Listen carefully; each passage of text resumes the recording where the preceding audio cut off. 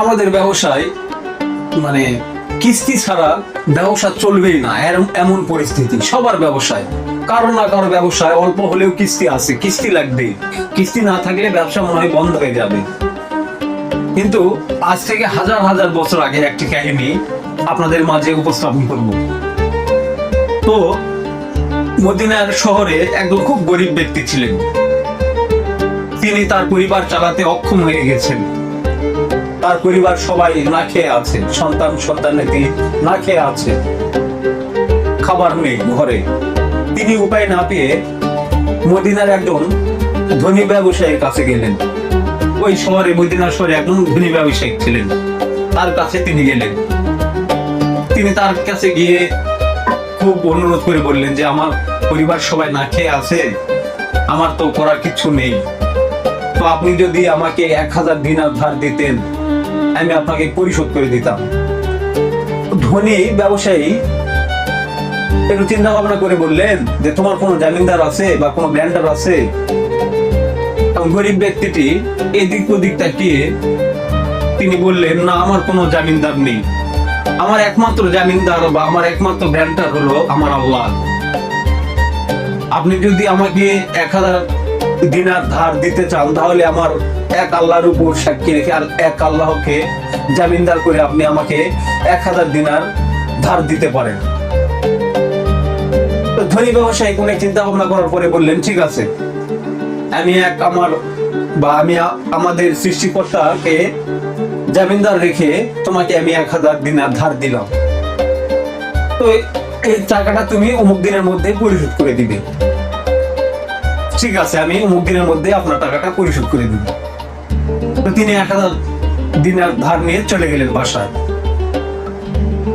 তো যখন ওই 1000 দিনার পরিশোধের শেষ দিন, তিনি তখন ওই পাওনাদার, ওই ধনী ব্যবসায়ীর কাছে যাবেন তার ওই পাওনা টাকা দিতে। তেমন সময় তাকে সমুদ্র পার হতে হবে। এই সমুদ্র কাছে তিনি গেলেন। সমুদ্রে এমন উত্তাল ঢেউ, বাতাস, কোনো একটি নৌকা নেই যে তাকে পার করবে। কোনো নৌকা নেই, বাতাস, ঢেউ। তো তিনি আর কোনো উপায় না পেয়ে তিনি একটি কাঠ নিলেন। কাঠটি ফুটো করে সেখানে 1000 দিনার ভরে দিলেন এবং কাগজ দিয়ে মুড়িয়ে দিলেন সেই কাঠটিতে, আর ভেসে দিলেন সেই সমুদ্রে। আর বললেন, আল্লাহ, আমি তো আপনাকে জামিনদার করে আমি আপনাকে জামিনদার করে 1000 দিনার ধার নিয়েছিলাম সেই ধনী ব্যক্তিটির কাছ থেকে।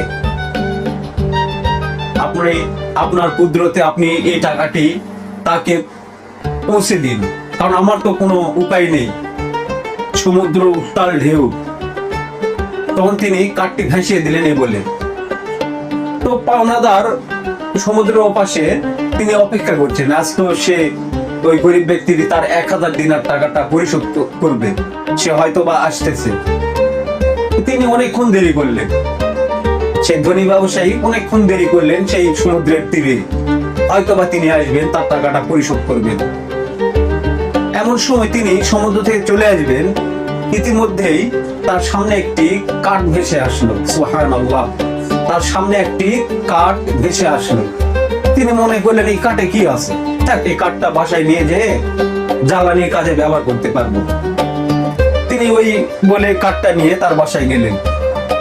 বাসায় গিয়ে কাঠটা চেরার সময় তিনি দেখলেন যে একটা কি যেন কাগজ দিয়ে মোড়ানো আছে একটা জিনিস, ফুটো করে দেওয়া।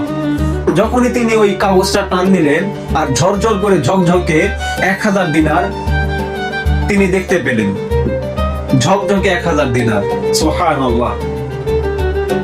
তিনি তার বোঝার আর বাকি রইল না, সে ধনী ব্যবসায়ীকে আর বোঝার আর বাকি রইল না যে 1000 দিনার কে দিয়েছেন।